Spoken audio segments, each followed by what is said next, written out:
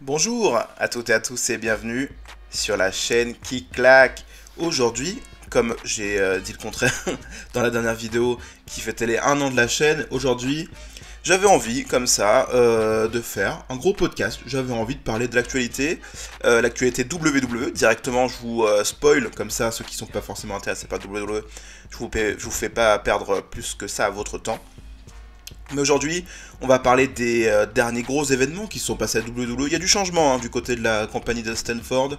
On va parler dans l'ordre de Raw Underground, Raw Underground, Monday Night Raw Underground, Bloodsport, appelez ça comme vous voulez, dirigé par Shane McMahon. On va également parler des pay-per-view avec WWE SummerSlam 2020. Je prends mes petites notes, si jamais vous entendez des clics, c'est tout à fait normal, bien sûr. On va également parler du Thunderdome. Bah oui, bien sûr, on est dans une nouvelle arène, un nouveau concept. On va parler, voilà, je vais un petit peu vous partager mon avis par rapport à ça, au petit troll qu'il y a eu également sur le Thunderdome. On parlera également du deuxième pay-per-view en l'espace d'une semaine, comme quoi la WWE ils enchaînent vraiment beaucoup. WWE Payback, qui a eu lieu dimanche dernier, à l'heure où j'enregistre. Aujourd'hui, on est mardi matin. Il me semble d'ailleurs que j'étais aussi mardi matin quand j'ai enregistré la dernière vidéo, comme quoi j'aime bien enregistrer le mardi matin. Peut-être que c'est un horaire qui me plaît. Et on va également parler du spoiler, bien sûr. Heel turn de Roman Reigns, the Big Dog. Et voilà, allez, c'est parti. Alors pour commencer, on va parler de Raw Underground. Bien sûr, vous connaissez la chaîne, je n'ai rien écrit, c'est totalement de l'impro.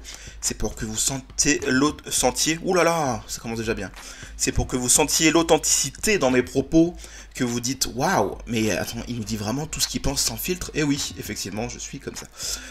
Raw Underground, du coup, un concept qui a commencé il y a quelques semaines désormais du côté de WWE. Et plus précisément du lundi soir, du côté de Monday Night Raw, bien sûr, comme le nom l'indique. C'est une sorte de Fight Club, voilà, je vais directement dire les gros mots. C'est une sorte de Fight Club un petit peu improvisé, dans une sorte de cave, voilà, par des catcheurs qui sont pas forcément réguliers à Raw, même certains qui sont d'ailleurs même inconnus à Raw, qui ont fait leur début, on pourrait dire, par l'intermédiaire de Raw Underground. Donc du coup voilà, on est du coup dans une petite arène avec des gens dans la foule qui applaudissent, qui veulent voir du combat de rue, et des gens du coup sur ce ring qui est enlevé de ses cordes, et du coup forcément ils s'affrontent jusqu'à mettre KO, ou jusqu'à abandon, on sait pas trop. Voilà, avec Shane McMahon qui a pris les directions, voilà, de Raw Underground du coup pour un petit peu voilà faire son truc, ramener un petit peu, voilà, on va pas se mentir, c'est pour ramener surtout des gens, la foule, des viewers, on pourrait dire. Est-ce que je cherche d'ailleurs moi aussi, j'aimerais bien avoir des viewers. Bref, bien sûr, vous savez que Underground est là pour ramener des vues aux produits de WWE Monday Night Raw qui est en perte de vitesse, concrètement, depuis d'ailleurs plusieurs mois maintenant, du côté de USA Network où est diffusé aux États-Unis. Voilà, c'est un concept assez étrange. Je vous avoue que j'étais pas du tout emballé à la base. Dans les premiers shows, on avait d'ailleurs ces magnifiques stripteaseuses, on pourrait dire, ces danseuses, qui étaient là pour distraire la gente masculine et féminine d'ailleurs. On ne fait pas de sexisme ici. Et du coup, ils ont été enlevés, bien sûr, à mon plus grand plaisir. Parce que c'est quand même. Voilà, on est pas dans les années 90, on va se calmer vite, WWE. Voilà, le retour de Shane McMahon. Très étrange, surtout pour ce genre de concept. C'est pas comme si c'était quelqu'un forcément d'à fond dans l'art martial de rue, on va dire. C'est très étrange. Les premiers épisodes étaient vraiment, j'avais l'impression, fait à la va-vite, donc du coup on n'avait pas forcément ce recul qu'on peut avoir sur les derniers épisodes maintenant à l'heure où j'enregistre. Mais c'était quand même très correct, c'était un concept sympa, assez étrange. Je vous avoue que je regarde pas la WWE pour regarder ça, mais je me suis dit, tiens, pourquoi pas me mettre dans le truc. Donc voilà, les derniers épisodes, on a vu quand même un petit peu plus vraiment de trucs mis en avant. On a eu d'ailleurs les débuts dans la nuit dernière, à l'heure où j'enregistre du coup dans la nuit précédente du lundi au mardi. Marina Shafir et Jasmine Duke, donc les acolytes de Shayna Baszler qui ont fait leur début à Raw Underground. Ça avait déjà été teasé, apparemment ils avaient déjà tourné ça la semaine dernière, mais du coup on l'a eu cette nuit. Et à mon plus grand plaisir, parce que voilà, pour ceux qui ne savent pas, c'est quand même des filles qui ont un passé de MMA, donc du coup c'est forcément beaucoup plus légitime. On a eu également Dolph Ziggler, il y a eu une sorte de petite rivalité avec Ivar Eric contre contre des mecs, c'est assez étrange, voilà, c'est assez fou ce que je dis. Peut-être que ça sert d'ailleurs à rien ce que je dis, mais c'est pas grave. C'est un petit peu pour vous partager la vie de Raw Underground. Donc forcément, c'est comme le concept assez brouillon. Pour l'instant, on sait pas du tout où ça va, on sait pas du tout combien de temps ça va durer. Le but, voilà, il y avait des rumeurs ces derniers temps qui parlaient d'une ceinture éventuellement à Raw Underground. J'espère vraiment pas. Ça serait très très bizarre.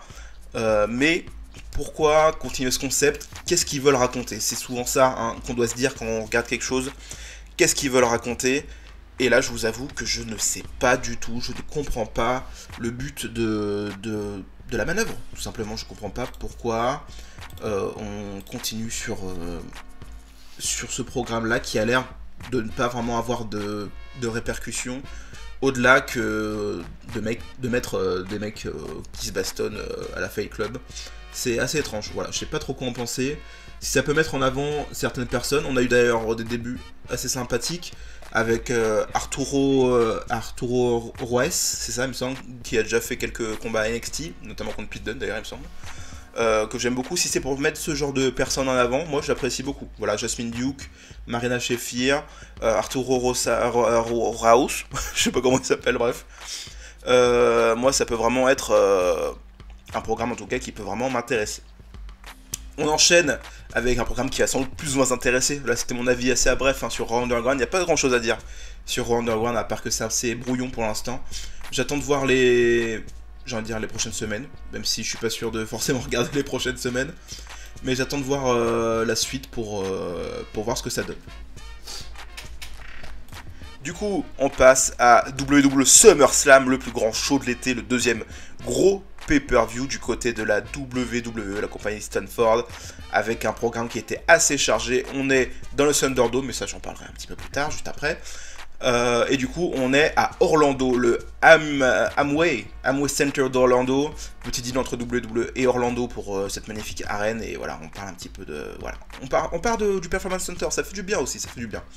Je vais pas forcément vous parler du kick-off, tout simplement parce que je l'ai pas regardé, j'ai regardé quelques passages vite fait. C'était une victoire de Apollo Crews pour son titre des États-Unis qui défendait contre MVP. MVP qui représentait le Hurt Business. Et voilà, on en parlera un petit peu plus tard d'ailleurs de ça parce que voilà, il y a des choses à dire sur cette ceinture, sur ce programme autour du titre des États-Unis. D'ailleurs, je vais vous demander comme ça, d'un coup, de vif. Qu'est-ce que vous pensez de cette nouvelle ceinture des États-Unis? Personnellement, je vous avoue que je suis assez satisfait, je la trouve jolie, je la trouve très jolie. Contrairement à une ceinture chez une concurrence du mercredi soir. Voilà, un titre qui n'est pas intermédiaire d'après les dires de son dirigeant, mais qui est totalement intermédiaire, et que je trouve immonde. La nouvelle ceinture des États-Unis, je la trouve très très belle. Il y a par contre pour moi un petit problème au niveau de la couleur, il manque un petit peu de bleu. Voilà, c'est des détails, mais pour moi c'est dans les détails qu'on fait les grandes choses. Voilà. Donc du coup je suis quand même content de cette ceinture, même si ça aurait pu être un petit peu mieux fait. D'ailleurs à noter qu'ils sont toujours pas de visuel apparemment pour présenter la ceinture quand il y a un match de championnat. Voilà, donc bon, qu'est-ce qu'on attend du côté de WWE? Vous avez mis une nouvelle ceinture, maintenant il faudra peut-être faire un nouveau design pour la ceinture. Du coup, voilà, c'était un match assez rapide hein, entre Apollo Crews et MVP, une victoire d'Apollo Crews pour continuer, qu'il soit, c'est vrai ce que je dis, pour continuer son règne de champion des États-Unis. Mais on en reviendra à ça aussi également plus tard, notamment à Payback, parce que le programme entre Hurt Business et Apollo Crews n'est pas terminé. Du coup, on commence la carte.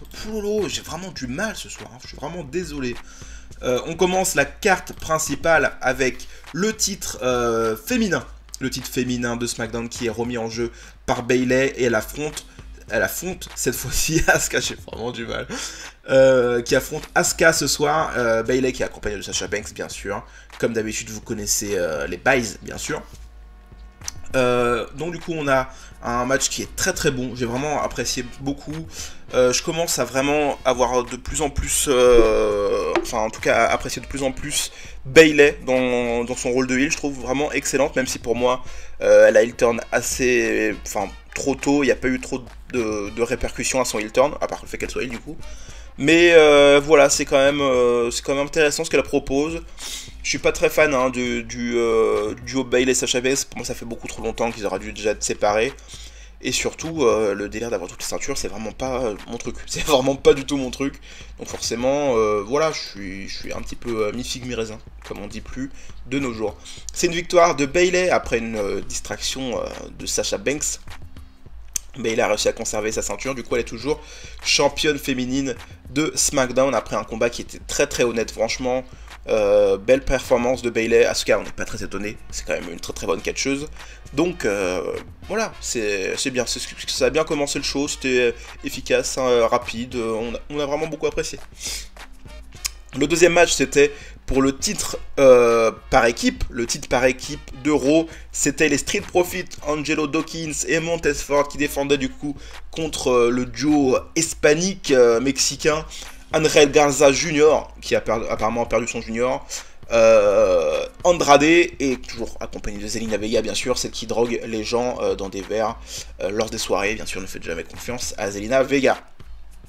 C'est également un match que j'ai beaucoup apprécié, et je pense que je vais dire ça d'ailleurs pendant la plupart du show SummerSlam, hein, parce qu'il y a vraiment des très bons programmes hein, ces derniers temps du côté de WWE, je trouve, en tout cas des bonnes performances in ring, c'est vraiment très correct.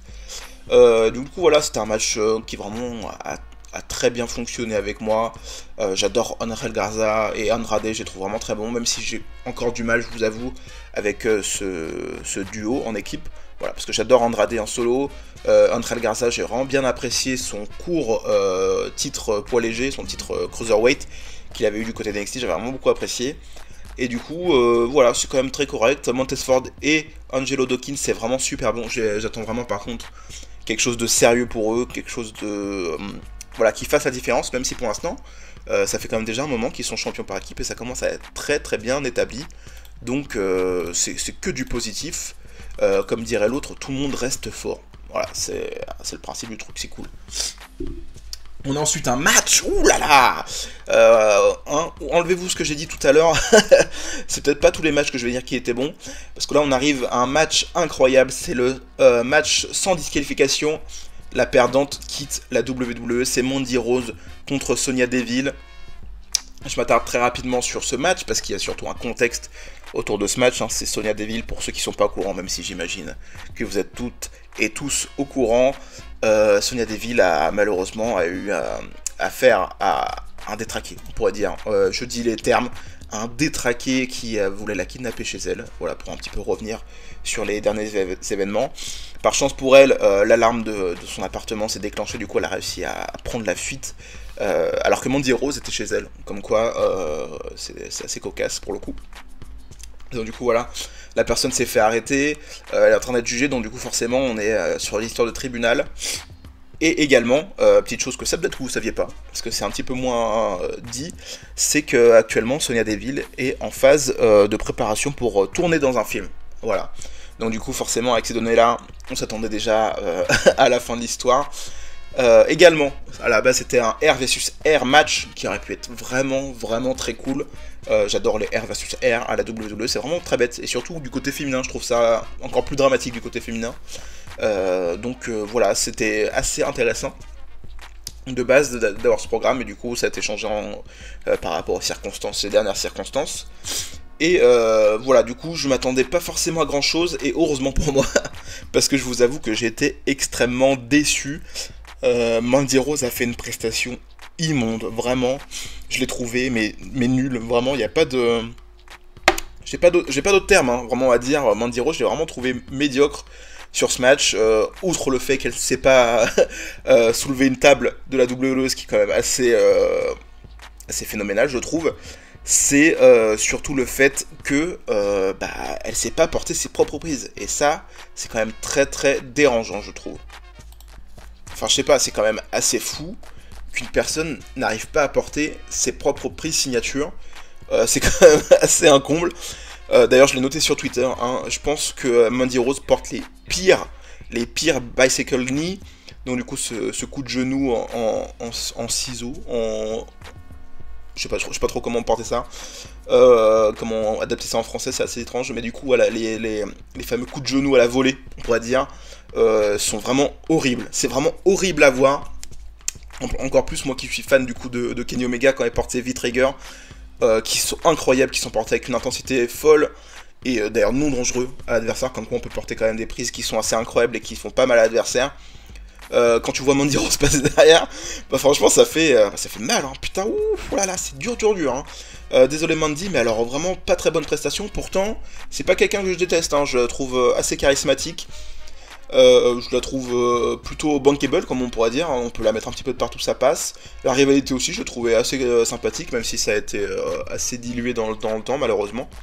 Mais voilà, j'ai rien contre l'une ou l'autre catcheuse, mais j'ai vraiment pas trouvé le match très bon.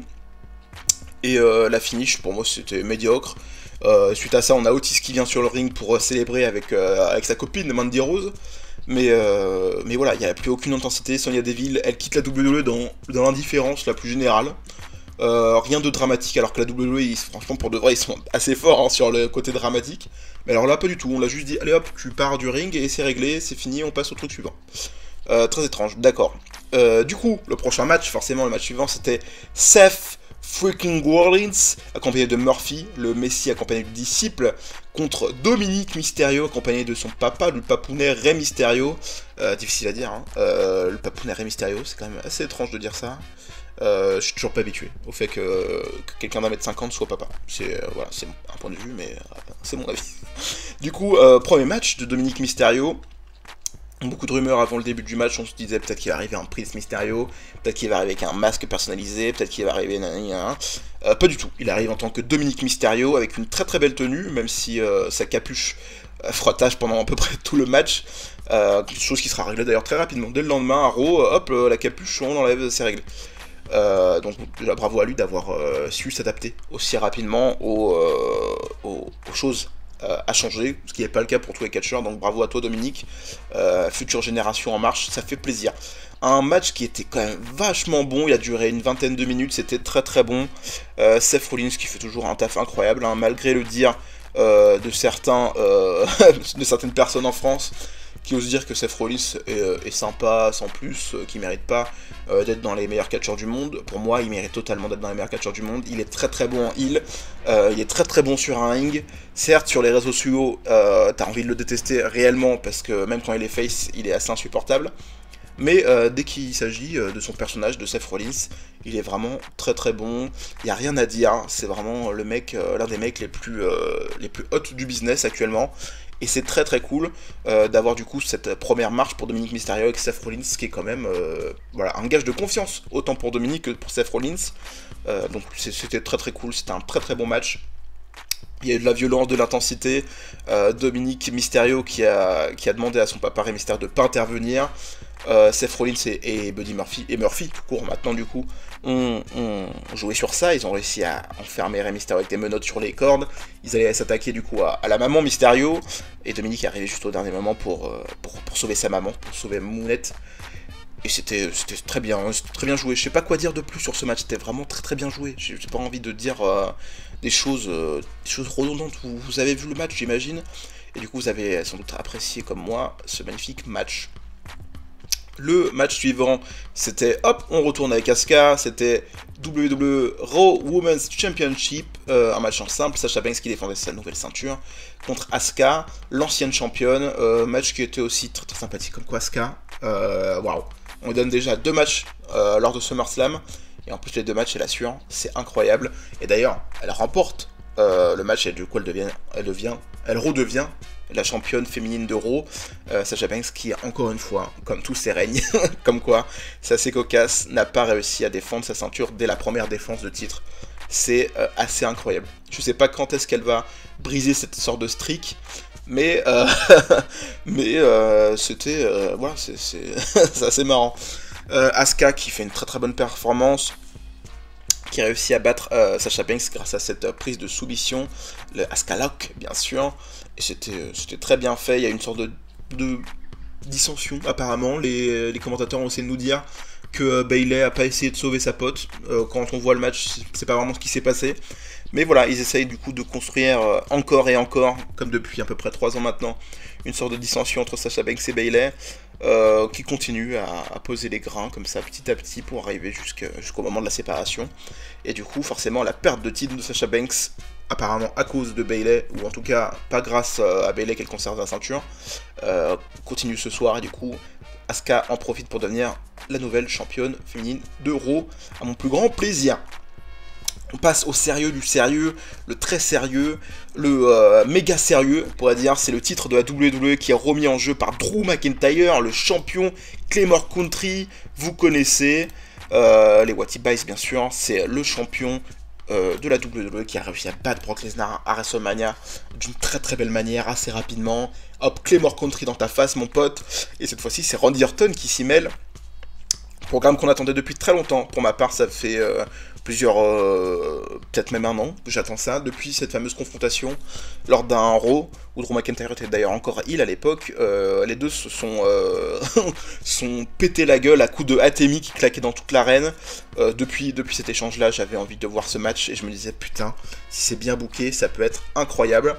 Et merci la WWE de bien avoir booké ça, de bien avoir réussi à construire Randy Orton depuis ces derniers mois en tant que gros heel, Drew McIntyre en tant que face super puissant, qui a d'ailleurs eu un super reign et qui a encore un super reign à l'heure actuelle. C'est vraiment super plaisant d'avoir des champions compétitifs forts, c'est super cool, donc du coup on a ce magnifique combat qui était très intense. On a eu vraiment voilà, une bonne construction. Randy Orton qui a quand même pété la face à Ric Flair et à plein de légendes pour en arriver là. Drew McIntyre qui est un petit peu venu en sauveur. Peut-être que ça, ce serait pour moi mon défaut de la rivalité, c'est Drew McIntyre qui, du coup, vu qu'il est gentil, du coup il doit forcément être gentil même avec les vieux. Je sais pas trop pourquoi, mais pourquoi pas. Mais voilà, en tout cas c'est une construction plutôt honnête. Et le match en tant que tel à SummerSlam était lui aussi très très honnête. On a eu vraiment de très bons spots, c'était vraiment très cool, de l'intensité, tout ce qu'il fallait. La chose assez étonnante, oulala, je bégaye, mais d'une façon, c'est insupportable. La chose un petit peu étonnante, c'est que le match s'est pas fini avec une finisher. Le match s'est fini avec une sorte de roll-up, un roll-up arrière. Donc voilà, un petit peu une fin en demi-teinte, même si le combat était très cool. Et surtout, ça s'est terminé juste après que les deux ont tenté leur finisher et que c'est pas passé. Donc pour moi, c'est pas du tout un défaut. J'ai trouvé ça vraiment très très cool. Et puis c'est étonnant. Voilà, j'aime bien. Voilà, ces derniers temps, dans le monde du catch, on revient un petit peu à la mode des fins en roll-up, un petit peu en surprise. Et je trouve ça très très cool. Donc voilà, c'était très très cool. Pas grand chose à dire de plus. Et on termine, on termine ce SummerSlam 2020 avec le titre universel de Braun Strowman qui est remis en jeu contre The Fiend Bray Wyatt après des mois et des mois de rivalité entre Bray Wyatt et Bray Wyatt et The Fiend, bien sûr, entre Bray Wyatt et Braun Strowman.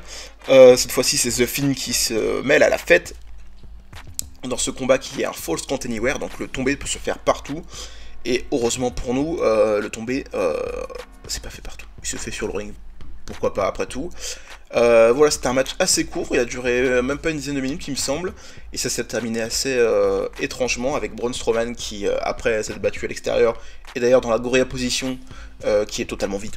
Comme quoi, Vince McMahon n'était même pas là pour le main event. Il s'est barré. Voilà, il s'est dit, allez hop, je m'en vais, je vais aller boire un café, je retourne au restaurant, on s'en fout. Match que j'ai pas vraiment apprécié entre Braun Strowman et Bray Wyatt.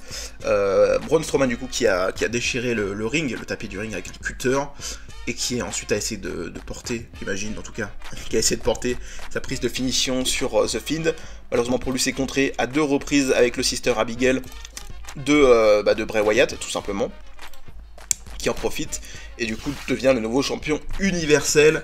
Mais tout de suite après, le gros du gros qui arrive, le gros chien Roman Reigns qui arrive et qui spire directement The Fiend sur le sol, et commence à le tabasser, mettre des coups de poing directement après son spear, même pas il attend, bam, il enchaîne, ensuite il va à l'extérieur, il défonce Braun Strowman aussi avec un spear, il prend une chaise, il les défonce les deux.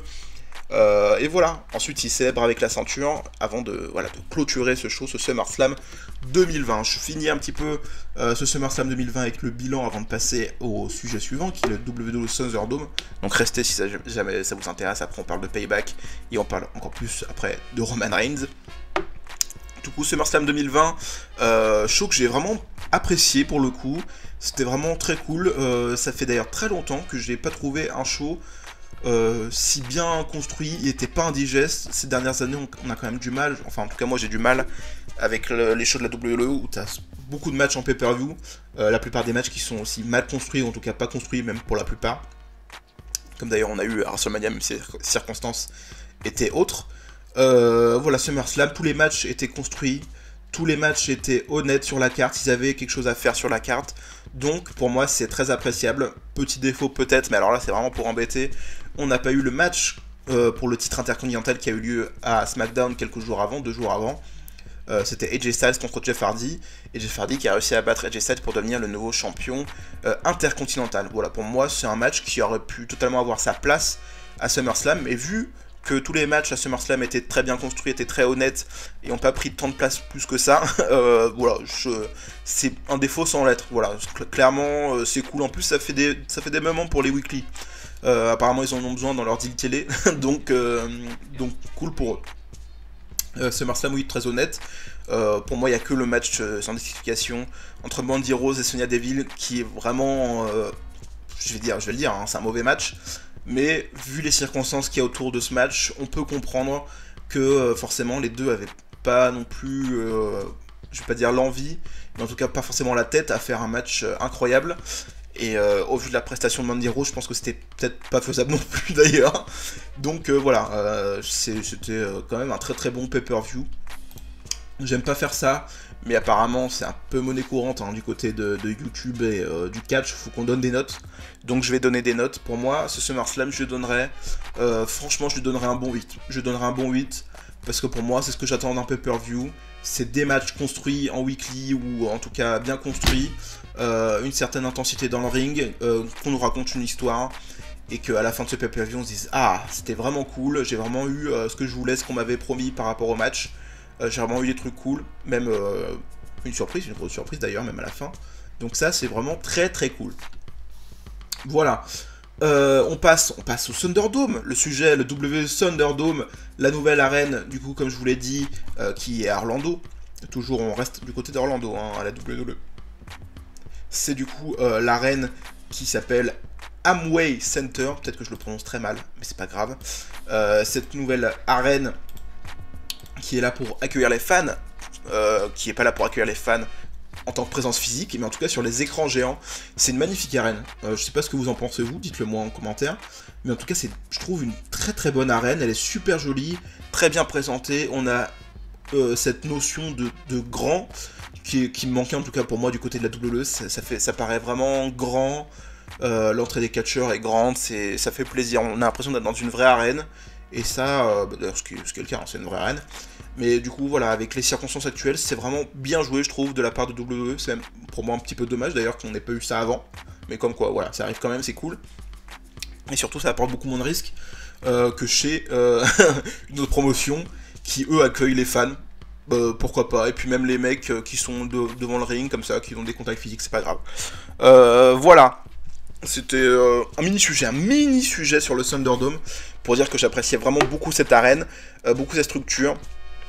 J'ai parlé également vite fait des trolls qu'il y a eu, hein, parce que forcément, quand on met les fans qui sont depuis leurs écrans directement dans des arènes en direct, forcément il y a des petits malins qui se disent bon tiens je vais faire mon malin. MDR, voilà. Donc du coup, bien sûr, on a eu la présence du Ku Klux Klan, on a eu une photo de Chris Benoit, on a eu ça, par contre, c'était cool, cette magnifique pancarte Fire Velvet in Dream.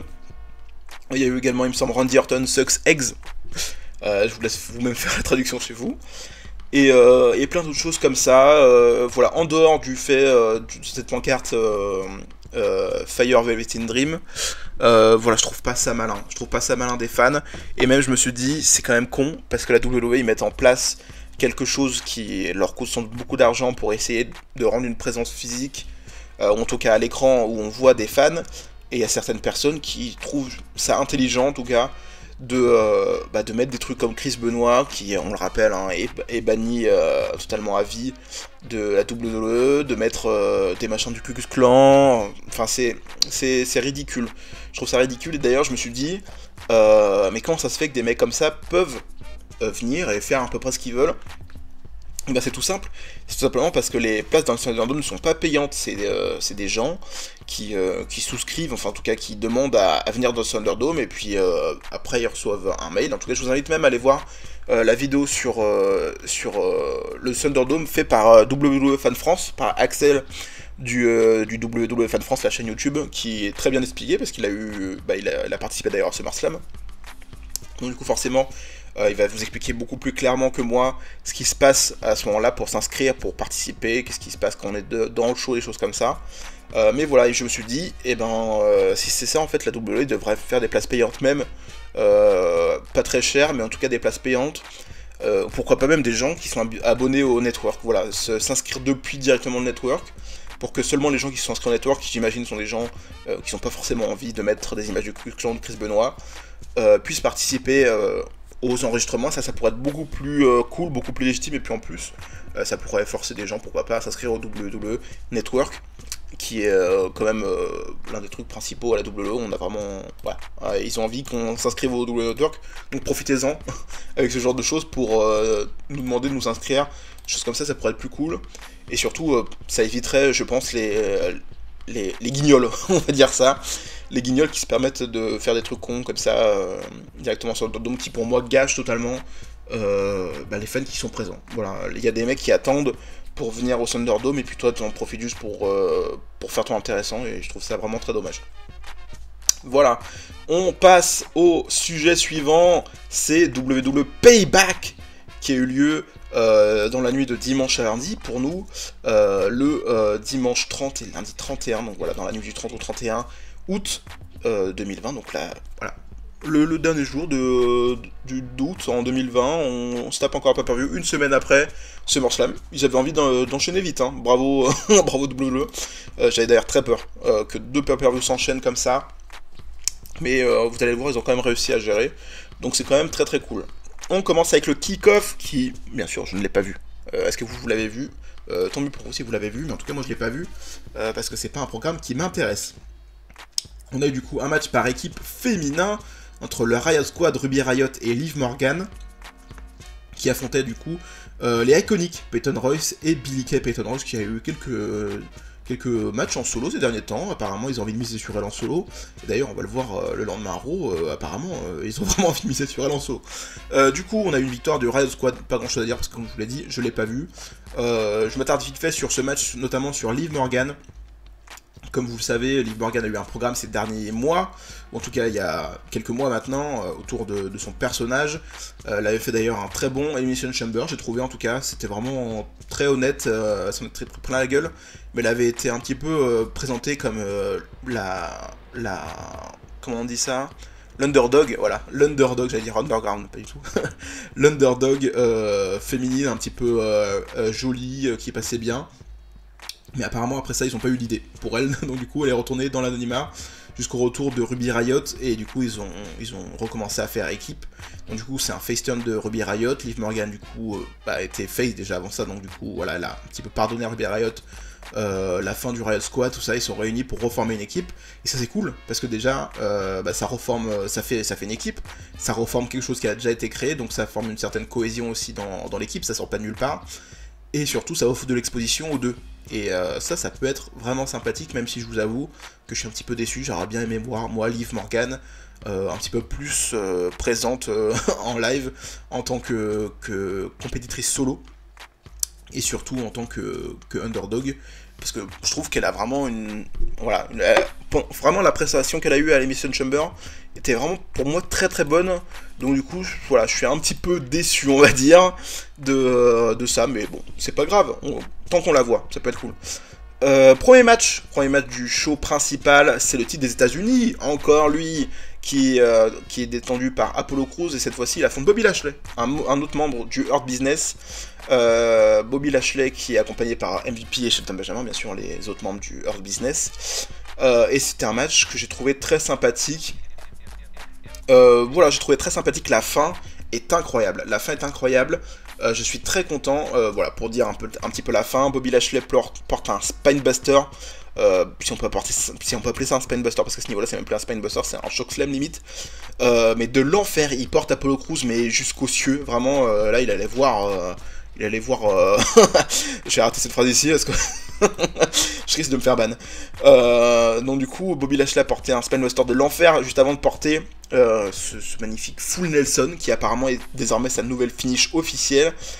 Full Nelson qui porte très très durement, jusqu'à tomber au sol et le porter même au sol, et ça c'est pour le coup une petite variante assez sympathique. Généralement les Full Nelson se portaient forcément debout, mais là il l'a porté carrément au sol, et forcément Apollo Crews a directement abandonné, et du coup on a un nouveau champion des États-Unis, Bobby Lashley, qui devient champion des États-Unis. Il me semble que la dernière fois qu'il a été champion des États-Unis, ça fait beaucoup de fois des États-Unis dans ma phrase, c'était en 2007. 2007, je sais pas si vous vous rendez compte, c'était il y a 13 ans, la dernière fois que Bobby Lashley est devenu champion des États-Unis. Il me semble d'ailleurs que c'était la dernière fois qu'il est devenu champion tout court à la WWE. Peut-être que je me trompe, mais voilà, c'est assez incroyable. Bobby Lashley, qui est un cas très particulier du côté de WWE. Il arrive en tant que Big Boss, où on se dit putain il va casser des bouches, finalement il fait pas grand chose, des fois il revient en cassant des bouches, puis après il refait pas grand chose, et puis là il revient en cassant des bouches. J'espère que ça va continuer pour lui, parce que c'est pour moi un très bon catcheur qui surtout, je pense en tout cas, est surtout en fin de carrière, ça fait quand même 15 ans maintenant, plus de 15 ans, qui fait du catch, donc forcément vraiment, on arrive vers la vingtaine d'années de catch, même physiquement, même s'il est assez incroyable, forcément on arrive à la fin de ce qu'on peut faire, en tout cas en tant que performeur à plein temps à la WWE. Donc voilà, Bobby Lashley, nouveau champion des États-Unis, ça fait très très plaisir. Après ça, MVP, il ramène le photographe, et du coup il fait des photos avec Bobby Lashley, Shelton Benjamin, pour faire leur business. Petite dédicace d'ailleurs au Wakanda, et grosse pensée à toute la famille de Chadwick Boseman, qui est décédé beaucoup trop jeune et beaucoup trop tôt. Voilà, c'était un petit hommage de la part de MVP du Hurt Business, qui était très très sympathique, et que j'ai beaucoup apprécié. Suite à ça, Apollo Crews attaque Bobby Lashley par derrière, et puis derrière, après il se fait un petit peu passer à tabac par MVP et Shelton Benjamin, mais il s'en va, voilà, il s'en va comme ça, et puis il dit t'inquiète pas, c'est pas fini, t'inquiète pas. Donc voilà, Apollo Crews avec un petit peu plus d'attitude, enfin, j'ai envie de dire. Ça fait 5 ans qu'on a envie qu'il ait plus d'attitude, et c'est pas parce qu'il s'est laissé pousser la barbe qu'il a plus d'attitude. Voilà, maintenant, je pense que ça peut être sympathique, l'avenir de Apollo Crews, ça peut être vraiment bien foutu s'ils arrivent à mener ça à bien. Même si je pense pas qu'en il soit très très incroyable. Voilà. On a eu un match solo, c'était Biggie contre Sheamus. Bien sûr, ce match, on va pas se mentir, c'était juste pour mettre Biggie en avant. Biggie qui est, je pense, le nouveau projet de la part de WWE. D'ailleurs, il a eu des mots assez virulents de la part de WWE lors de Talking Smack. Comme quoi, Talking Smack, c'est vraiment un show où les mecs ils peuvent parler librement. Et ça, je trouve ça très très cool. Et donc, du coup, il a un petit peu critiqué le fait que la WWE ne croyait pas en Kofi Kingston. The Miz, il a un petit peu ramené sa peau en disant ouais, moi aussi, on croyait pas en moi, mais je me suis battu, machin et tout. Et bien sûr, privilège blanc, on va pas en parler plus que ça sur la chaîne. Mais voilà, faut quand même arrêter, je pense, de se voiler la face. Je pense qu'au bout d'un moment, quand tu te voiles la face en te disant il n'y a pas de différence entre noir et blanc, c'est juste la façon de travailler qui... Voilà, si tu te donnes à fond, t'as les mêmes chances, c'est pas vrai, c'est pas vrai. Faut arrêter de se mentir 2 secondes, voilà, j'affirme, on est politique sur la chaîne de la Taloche, et je vous emmerde. Voilà, on passe, non, c'est Biggie qui gagne, voilà, de toute façon, je vous l'avais sans doute compris quand j'ai présenté ce match. Pas grand chose à dire, Sheamus qui perd encore. Que faire de Sheamus en 2020? Pas grand chose apparemment, en dehors de perdre pour mettre en avant des mecs. Si ça lui fait plaisir, bravo à lui, mais il est quand même dans une shape de fou, Sheamus, donc du coup ça me fait un petit peu mal pour lui, parce que j'adore ce catcheur, je le trouve très charismatique, et pour moi il mériterait vraiment d'être un champion très très efficace. Mais ça semble pas être le cas, et c'est dommage parce que c'est son retour depuis plusieurs mois et il fait que perdre. Match suivant, match waouh, on s'attendait pas du tout à le voir, c'est Matt Riddle contre King Corbin. J'ai pas du tout grand chose à dire sur ce match. Matt Riddle qui remporte le match avec sa finish de la 3ème corde.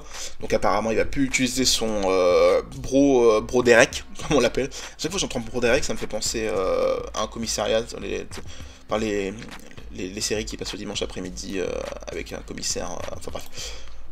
Voilà, donc du coup, match, je peux dire efficace, parce que j'avoue que j'ai juste fait avance rapide, mais la chose qui m'étonne le plus, c'est déjà que la victoire de Matt Riddle sur King Corbin est présentée comme une grosse victoire pour Matt Riddle.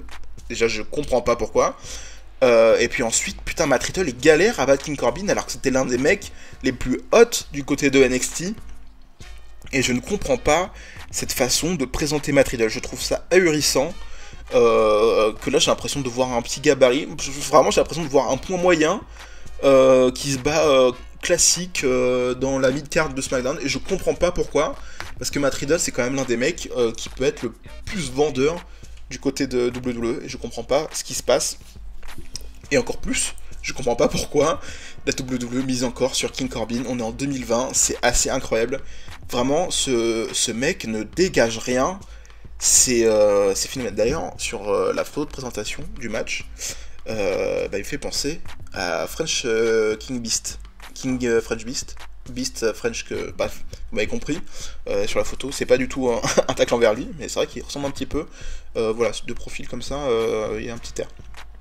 Mais voilà, King Corbin, faut arrêter de miser sur lui. Il a rien. Franchement, cette tenue de ring, on dirait un pyjama sa mère. Sa tête, là, c'est pas possible. Son crâne chauve, c'est incroyable. Ça se voit que le mec, il est pas fait pour être chauve, mais quand même devenu chauve. Son personnage de King, il est ridicule. Son catch, à part... Franchement, le mec, sérieusement, il a 3 prises. À l'époque, les gens se plaignaient en disant John Cena, il a que 4 prises, là, les fameux Move of Doom de John Cena. Mais alors, pour de vrai, King Corbin, il a vraiment 3 moves. Son Deep Six, le End of Day et son coup d'ailleurs qui fait plus autour du poteau, là, quand il glisse à l'extérieur et qu'il revient pour faire une clothesline. Mais il y a vraiment que ça, quoi. Et c'est infernal de voir des matchs de King Corbin. C'est pour ça d'ailleurs que je n'en regarde plus. Et d'ailleurs, je suis étonné d'ailleurs que même des gens continuent à regarder des matchs de King Corbin. C'est très très étonnant. Voilà, victoire de Matt Riddle qui apparemment est une grosse victoire pour lui. Et c'est... Bravo à lui, bravo à Matt Riddle. Peut-être que tu pourras aller combattre Shorty G la prochaine fois et rester en mid-card pour au moins les, je sais pas, 5-6 prochaines années peut-être, avant qu'on se dise, putain, mais en fait ce mec il a un truc, je sais pas si vous avez vu, MDR, on dirait un début de podcast. Voilà, match suivant, c'était un match pour les titres par équipe féminine, féminin. Bayley et Sasha Banks qui défendaient leur ceinture du coup contre une association très étrange, Shayna Baszler et Nia Jax, à mon plus grand malheur, hein, Nia Jax présente ici. Voilà, c'est une construction assez étrange. Shayna Baszler et Nia Jax qui se confrontent depuis quelques mois maintenant. Nia Jax d'ailleurs s'est fait suspendre après avoir attaqué un des officiels. Et voilà, les deux ont l'air d'un petit peu savoir qui est la plus badass. Et finalement, elles se retrouvent à être associées contre Sasha Banks et Bayley. Apparemment, leur équipe s'appelle Role Models. Voilà. Et du coup, ils ont réussi à avoir ce match de championnat très facilement. Comme quoi, c'est pas si compliqué d'avoir un match de championnat. Vous avez qu'à en prendre de la graine les autres. Match très étrange, Nia Jax qui heureusement pour moi n'a pas plus dominé que ça, même si son gabarit a fait la différence à quelques moments, mais c'est pas grâce à elle qu'on remporte le match. Elle a d'ailleurs pas du tout impliqué dans la phase finale. C'est Shayna Baszler qui a réussi après que Nia Jax se soit fait éliminer, après ça fait prendre un surpassement de la part de Bayley et Sasha Banks. Shayna Baszler arrive à dominer, à prendre l'avantage sur Bayley et Sasha Banks. Elle commence à porter une soumission à la jambe de Sasha Banks et ensuite elle a réussi à contrer Bayley qui essaie de l'attaquer pour lui porter son Karifuna Clutch. Et Sasha Banks qui était du coup entre les jambes de Shayna Baszler essaye de l'attaquer, mais malheureusement pour elle, Sasha Banks est trop lente et Shayna Baszler en profite pour prendre son bras et étrangler avec Bayley. Et du coup forcément Bayley il est obligé d'abandonner du coup. Nouvelle championne par équipe féminine, Shayna Baszler et Nia Jax, qui d'ailleurs se font un câlin très bizarrement, puis d'un seul coup elles se rappellent qu'elles s'aiment pas. Voilà, très étrange, on continue à semer les petites graines de la zizanie entre Bayley et Sasha Banks, du coup on passe elles sont les meilleures, elles ont toutes les ceintures, il reste plus que la ceinture mondiale féminine de SmackDown à Bayley, et plus rien du tout pour les deux autres. J'espère d'ailleurs qu'on les verra plus du côté de Raw, du coup, parce que forcément vu qu'elles ont plus les ceintures par équipe, elles sont plus censées passer entre les shows. Donc pourquoi pas, j'espère en tout cas. Et du coup Shayna Baszler et Nia Jax qui forment les nouvelles championnes féminines, ça c'est très très étrange, je vous avoue. Déjà, oh mon dieu, qu'est-ce que je déteste Nia Jax. Shayna Baszler, je l'adore, mais alors vraiment cette association est très très étrange. Mais pourquoi pas, c'est un duo qui fonctionne bien en tout cas dans cette sorte de rivalité. De toute façon c'est toujours quelque chose qui fonctionne bien du côté de WWE, c'est genre de ennemis qui deviennent alliés, c'est toujours très bien fait je trouve du côté de WWE. Et là encore une fois c'est bien fait, donc voilà, ça m'a en même temps embêté parce que j'aime vraiment pas Nia Jax. mais en même temps je trouvais ça correct parce que c'est très bien exécuté, donc il n'y a pas grand chose à dire de plus que ça, et j'ai hâte de voir la suite, qui d'ailleurs, je vais m'attarder tout de suite, sur ça, sur le Raw du lendemain, pour parler un petit peu de ça, voilà, je vais pas parler entièrement du Raw, mais surtout ce qui s'est passé autour de la division par équipe féminine. Du coup on a eu un rematch entre le Riot Squad et les Iconics, mais la petite subtilité c'était que les gagnantes, elles devenaient les nouvelles challengers numéro 1 pour les ceintures par équipe, mais les perdantes, elles devaient se séparer. Donc du coup, voilà, c'était assez étrange, et j'étais persuadé qu'ils allaient séparer les Riot Squad, et pas du tout, c'est les Iconics qui l'ont perdu, donc du coup elles sont obligées de se séparer, et du coup forcément les Riot Squad deviennent les nouvelles challengers par équipe. Je pense qu'elles feront pas long feu, hein, honnêtement, contre les deux championnes désormais. Ça va être une bouchée, voilà. Très étonné que la Iconics soit séparée, je vais pas dire aussitôt, parce que ça fait déjà quelques années qu'elles sont ensemble, mais pour moi c'était vraiment le genre de duo qui pouvait fonctionner, mais genre tout le temps, jusqu'à limite la fin de la carrière ça pourrait fonctionner, ou pourquoi pas un moment où elle serait au sommet, même si ça j'en doute maintenant. Mais voilà, c'est très très étonnant, Billie Kay et Peyton Royce qui sont séparés. Qu'est-ce que ça va faire? Apparemment, bon, ça on l'a vu ces dernières semaines, hein, mais je pense que c'est surtout pour faire en sorte que Peyton Royce soit en solo, soit renforcée en solo, parce qu'ils ont l'air de miser sur elle, notamment en solo, mais Billie Kay, ça n'a pas l'air du tout d'être un projet, donc j'ai peur pour elle, peur qu'elle tombe dans l'oubli le plus total et qu'on se rappelle plus d'elle. Voilà, qu'est-ce qu'il faut faire? Est-ce qu'il faudra les séparer de show? Pourquoi pas? Ça pourrait être peut-être avantageux pour les deux, mais j'ai vraiment peur pour la suite de la carrière de Billie Kay, qui pour moi a besoin de ce duo avec Peyton Royce pour exister, et surtout ça fait une équipe en moins du côté de la division par équipe féminine, et déjà qu'elle est pas très très bien fournie, ça me fait du mal, franchement ça me fait du mal. Voilà, parce que les championnes actuelles ce sont pas vraiment une équipe, du coup le Riot Squad c'est une équipe qui se reforme à peine, et à la base je rappelle qu'il y avait un membre aussi en plus, donc étonnant. Voilà, c'était la petite parenthèse Monday Night Raw. Mais on passe au match suivant, du côté de Payback, c'était Keith Lee contre Randy Orton, match qui avait été teasé durant ces dernières semaines, en tout cas durant le Monday Night Raw de la semaine d'avant, donc 6 jours avant, où Keith Lee a fait ses débuts du côté de Monday Night Raw pour un petit peu venger son ami Drew McIntyre, parce qu'ils sont potes, je sais pas si vous le savez, mais ils sont potes depuis que les deux étaient champions en même temps, et ils sont devenus potes, voilà. Donc du coup, Keith Lee a fait ses débuts... oh putain, je vais parler vite fait de ça. Keith Lee a fait ses débuts du côté de Monday Night Raw avec ce magnifique short trop large, beaucoup trop large pour lui, alors que déjà pour trouver un short trop large pour Keith Lee, faut quand même se donner les moyens. Avec ce magnifique haut serré au niveau de son ventre, hein, voilà. Également cette nouvelle musique immonde, générique au possible, là, on dirait vraiment les musiques standards par défaut qui sont enregistrées dans les WWE2K. Donc voilà. Et voilà, du coup il a affronté Randy Orton dans le main event un bon Raw. Mais Drew McIntyre est intervenu pour se venger un petit peu de Randy Orton qu'il avait attaqué durant toute la soirée. Mais finalement il n'a pas réussi à faire la différence et Randy Orton a porté son pun kick sur Drew McIntyre, d'où le fait qu'il y ait ce soir ce match là, Keith Lee contre Randy Orton. Match que j'ai vraiment beaucoup apprécié. Par contre, ça faut qu'on en parle, c'est quoi cette tenue encore Keith Lee? Alors autant il a retrouvé son short serré que j'apprécie beaucoup, autant il arrivait avec une tenue, là, on aurait dit Ember Moon, et alors là, j'ai pas compris du tout. Que se passe-t-il, Keith Lee? Déjà, bon, on a fait l'effort de te remettre un short. Ce haut là, bon, je pense que je vais m'habituer. Honnêtement, c'est pas si moche que ça, le haut, comme ça, c'est pas si moche. Même si je comprends pas le fait de mettre ce haut pour cacher son ventre. Voilà, on sait tous qui est Keith Lee, hein, donc il n'y a pas de mystère. Surtout qu'en plus, il a perdu le Survivor Series déjà avec la tenue qu'il avait NXT, donc ça n'a aucun sens. Mais putain, par contre, la tenue d'entrée, déjà, c'est immonde, what the fuck. Je sais pas si c'est un défaut de ta part, mais alors frérot, ne tente pas des choses comme ça. Et surtout, sa musique d'entrée, il faut retrouver sa musique d'entrée qu'il avait là, parce qu'on a que l'intro. Du coup, voilà, la première fois qu'il est arrivé à Raw, je me suis dit, yes, trop cool, Keith Lee et tout, MDR. Et quand j'ai entendu la musique changer, je me suis dit, mais que se passe-t-il? Qu'est-ce que je suis en train d'écouter? Donc forcément, voilà, la musique, c'est musique générique, c'est pas possible, c'est vraiment pas possible. Faut que la WWE comprenne que chez eux, la musique d'entrée et la tenue, c'est aussi important que le catch en lui-même.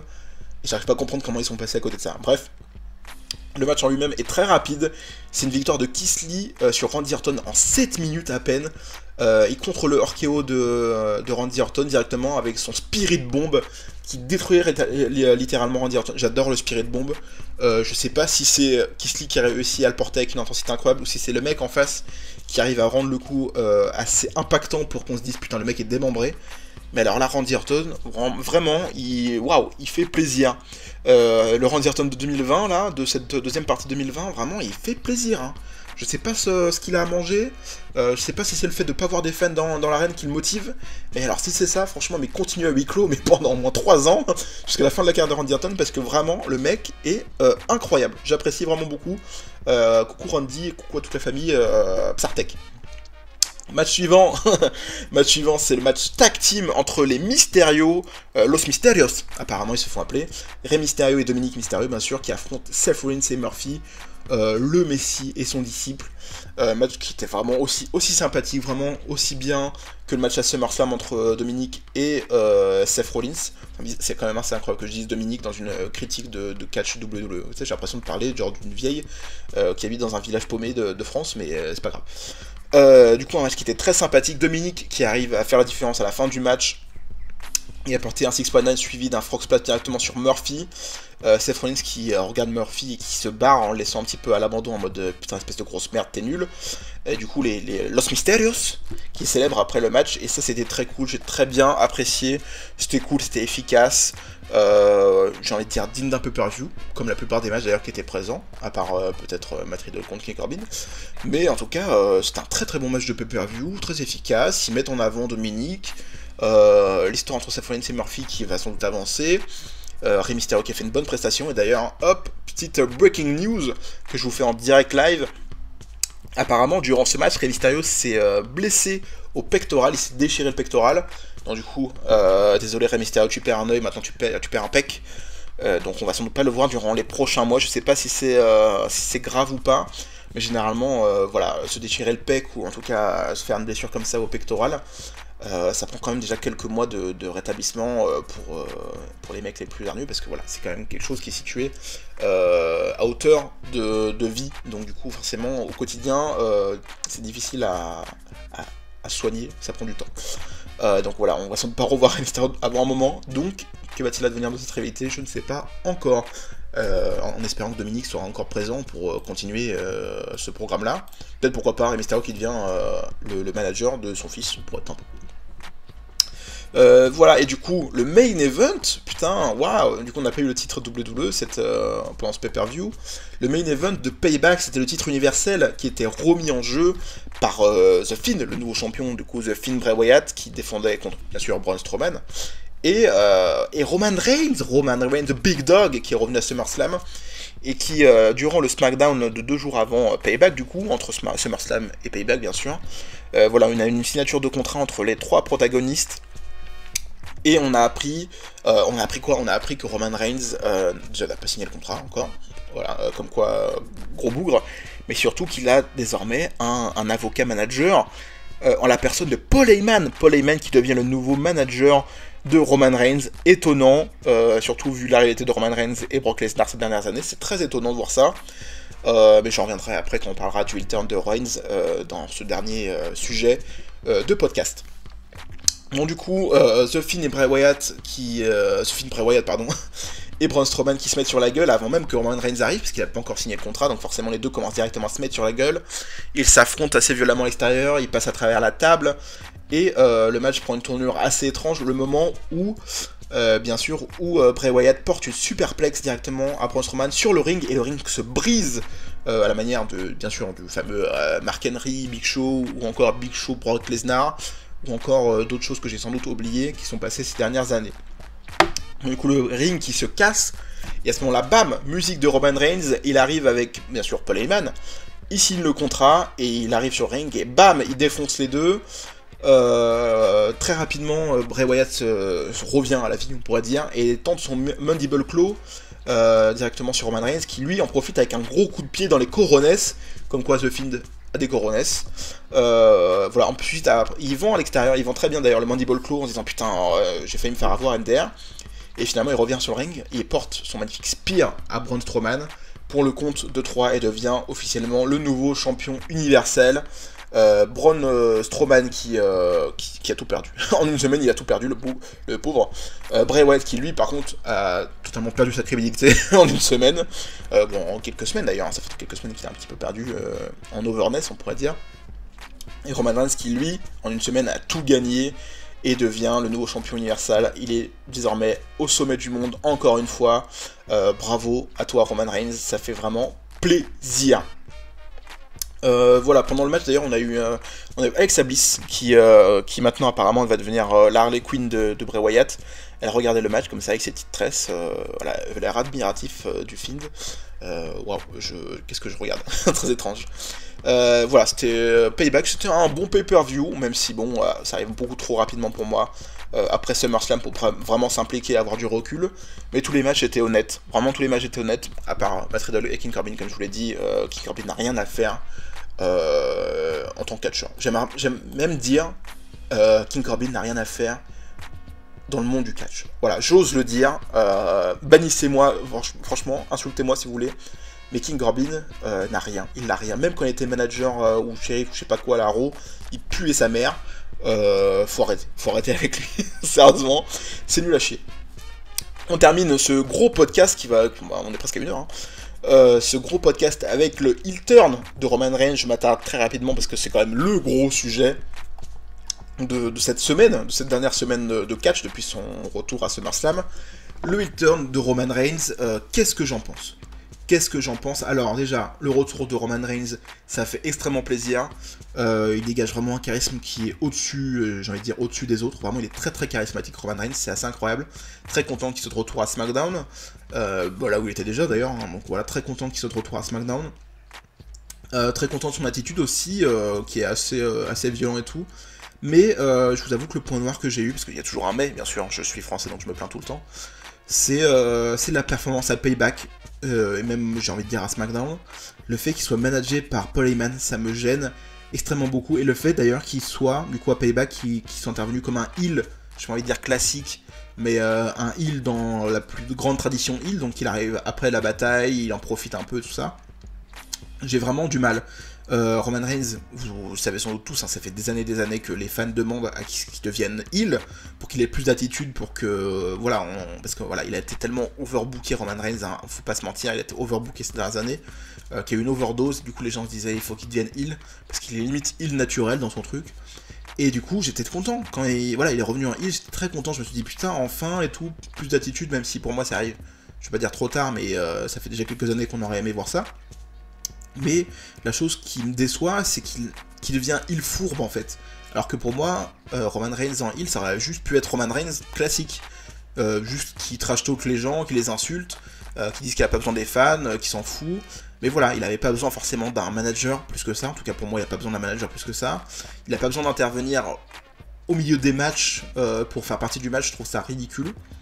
Et pour moi, Roman Reigns, il aurait juste dû être un heel badass qui défonce tout sur son passage, qui certes fait quelques triches, pourquoi pas par-ci par-là pour profiter de la situation, mais pas un heel, voilà, un heel classique. J'ai l'impression de voir, je vais dire un gros mot, mais j'ai l'impression de voir Edge quand il était heel à SmackDown en 2008-2009, où il profitait un petit peu de la situation à chaque fois, pour 2007-2008 plutôt, où il profitait un petit peu de la situation pour avoir des matchs championnats, des choses comme ça. Et bah là ça me rappelle un peu ça, et malheureusement pour moi c'est pas du tout comme ça que je vois Roman Reigns en tout cas, en tant que catcheur, surtout depuis qu'il est présenté, je vais même pas dire en solo, depuis qu'il est présenté dans le main roster, où c'est vraiment le mec puissant, destructeur, charismatique on pourrait dire, ça dépend aussi de ce que vous voyez dans le charisme, mais en tout cas charismatique, et pour ma part, et qui est badass, voilà, il a pas besoin, voilà, il arrive, il botte des culs, et c'est bon, et pour moi ça suffit juste ça à être heel, accentuer peut-être un petit peu plus, où il insulte comme il l'a fait d'ailleurs pendant Payback, où il insulte l'arbitre pour lui dire de compter plus vite ou des choses comme ça, mais pour moi il avait pas besoin de toute cette ce classique heel qui est autour de lui, donc tirer profit de la situation par rapport au contrat, des choses comme ça.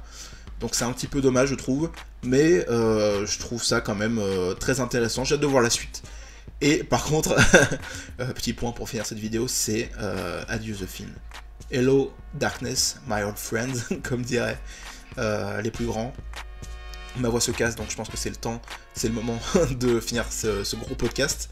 Mais voilà, adieu The Fiend, voilà, tu as duré 1 an, et en un an, ils ont réussi à détruire tout ce que tu représentais, et ça, c'est bien dommage. On se dit au revoir, à la prochaine. Voilà, je fais un podcast, ça fait longtemps que j'ai pas fait de podcast. J'avais dit dans la dernière vidéo que je ferais pas de podcast parce que c'est pas forcément ce qui m'intéressait. Mais je vous avoue que cette dernière semaine à WWE m'a donné envie de discuter. J'avais envie de partager des sujets. Donc voilà, je le fais. J'espère que ça vous a plu. N'hésitez pas à partager, liker, commenter la vidéo pour m'aider dans la chaîne, dans le recensement de la chaîne, comme on dit, sur le YouTube.